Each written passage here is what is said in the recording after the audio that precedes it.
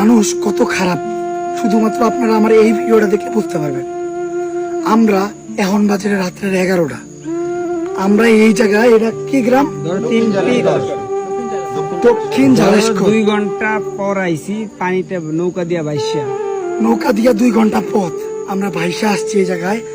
মোটামুটি অনেকগুলা 35টা ফ্যামিলির ত্রাণ নিয়ে, 35টা ফ্যামিলির ত্রাণ, 100 ফ্যামিলির ত্রাণ নিয়ে আসছিলাম। 45টা এই জায়গায়, আর 45টা আমাদের লোক আরেক জায়গায় গেছে। তো আমি যে জায়গাটা গেছি ওই জায়গায় বলতেছি। তো 45টা ফ্যামিলির ত্রাণ কতগুলো হইতে পারে?